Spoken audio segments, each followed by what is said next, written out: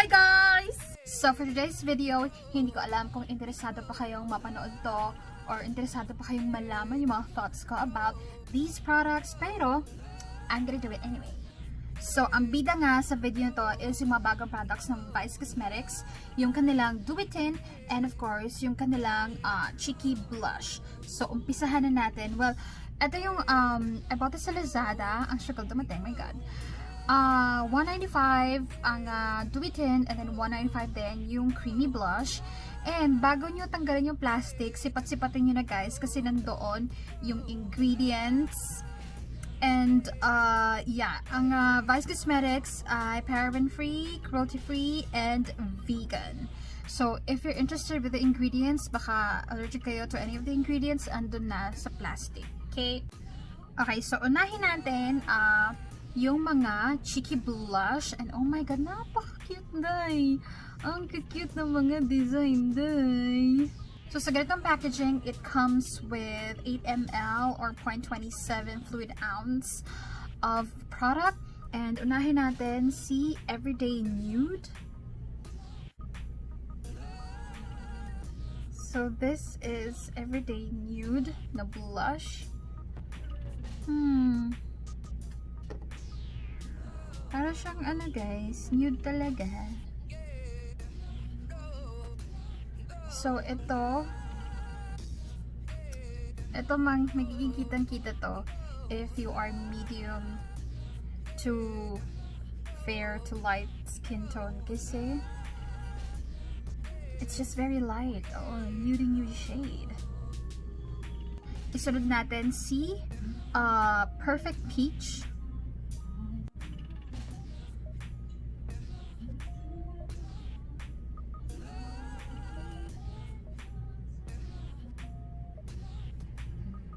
Ito feeling ko magre-reflect sa mga morena.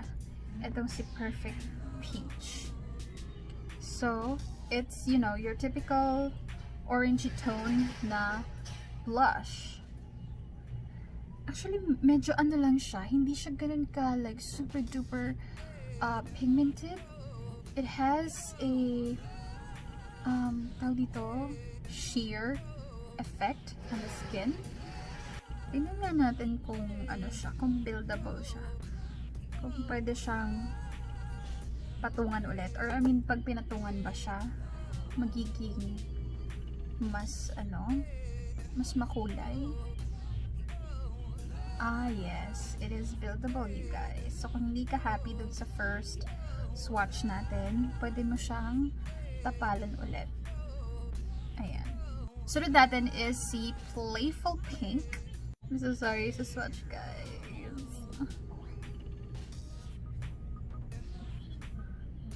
But here is Playful Pink. Ang share niya talaga. I mean, ang tawag dito. Sorry, nakikita niyo yung balahibo ko. I mean, madali siyang i-blend. Hindi siya parang nag-stuck agad-agad.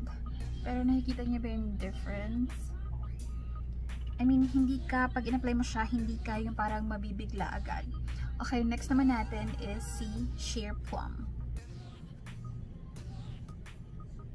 So, ito si Sheer Plum. I don't know if you can see it properly, guys. Kasi napaka-sheer lang talaga nila.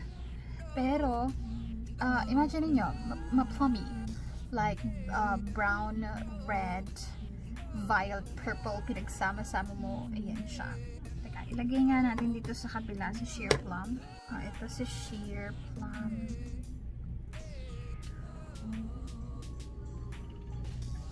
Ayan. So guys, ayan na yung 4 shades of blush. So, this blush is a yes for me. Pero like, you don't have to get all the colors. Ito, may hirapan ito mag-reflect sa mga morena. Ito, bet ko to para sa mga morena. And also this one. Ito, not so much on the morenas. Pero yeah, you don't have to get all the colors. Itong dalawa, pwede silang maging magkamukha depende on your skin tone. So yeah, pag-isipan nyo, know your skin tone and saka kayo mamili. But yeah. Ngayon, mapunta na tayo sa Do It Tints. Dito talaga ako naka-curious kasi nanonood ako ng mga swatches nung ibang mga nag-upload ng videos about these. Parang hindi ko masyadong makita yung difference ng mga colors. So, I'll try to show you yung mga difference talaga ng mga colors the best way I can. Merong Everyday Nude. Dito naman sa Do It Tint, merong Fresh Nude. Day! Ba't ganon?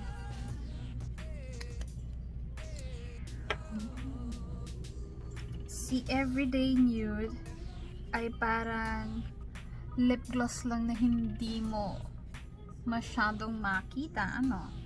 Let's try it on our lips.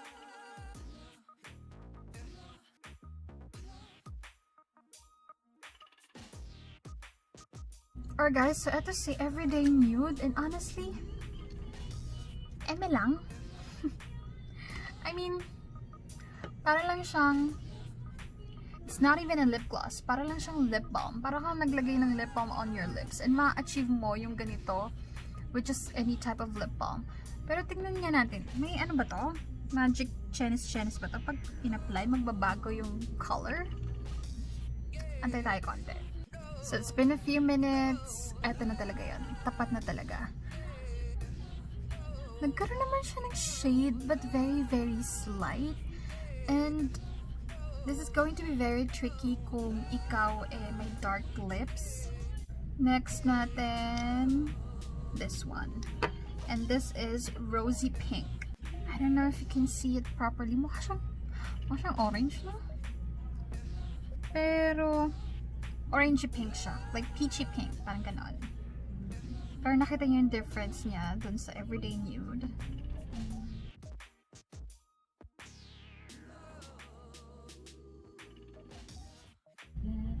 So guys, this is Rosy Pink. Pero hindi ko siya maarok as pink. It's more like peachy with a slight red undertone. Alam mo yun? Pero masarap siyang i-ganon. I mean, hindi siya nakaka-dry. So yeah, this is Rosy Pink. So we have the last two shades. Ano pinagkaiba? Sige, parang eto muna.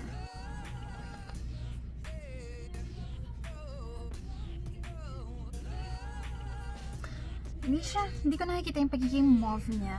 Mukha lang siyang, more red tone tint na mas deeper lang kaysa kay dun sa first two shades natin, kay Rosy Pink and kay Everyday Nude. I don't see the mauviness in it. And that's the tricky part with dewy tints or yung malalip glossy na tints. Because meron siyang slight sheerness to it, hindi mo talaga makikita yung color or pigment na hinahanap mo. They're very close. So we are now down to the last shade, which is Brick Red. So this is Brick Red. Para lang siyang mas pina-orange na ganito. Mas nadagdagan yung parang orangey tone niya. But like, I don't know.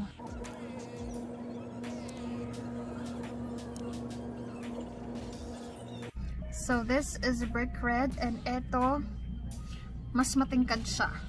But alam mo yung, overall, it somehow looks like, the same.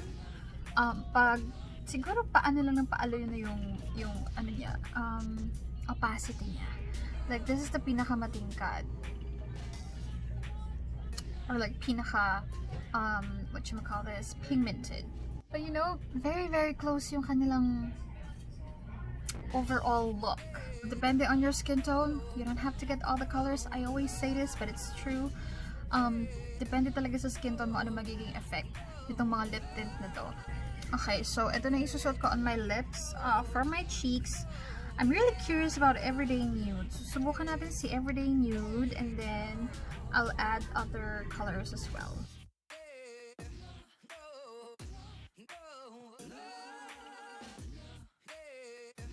And then I'm going to use Playful Pink.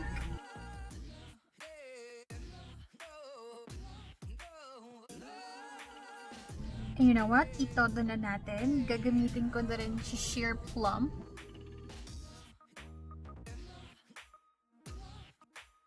Alright guys, so we are done with the swatches. I don't know if you can see the difference on my cheeks. Yeah. Ang favorite ko pala doon sa mga cheeks ay, yeah, siguro sa Everyday Nude. I'm gonna go for Playful Pink.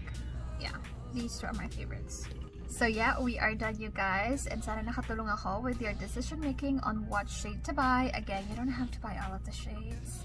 So, thank you so much for watching guys, and I'll see you in my next one. Bye bye!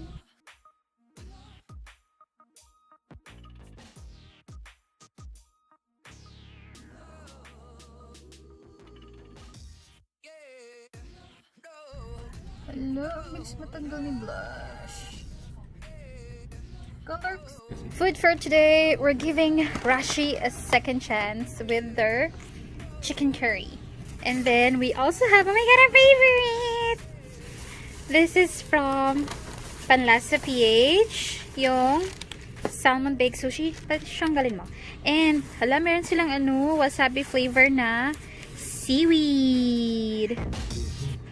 Shut up.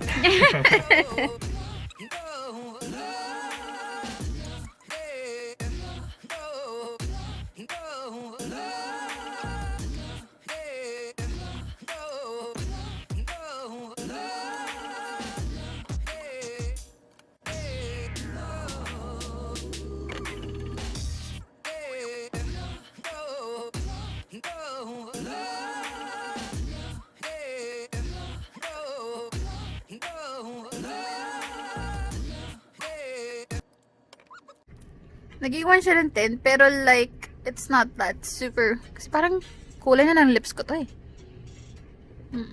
So pag kumain ka, it's not gonna last that super duper long.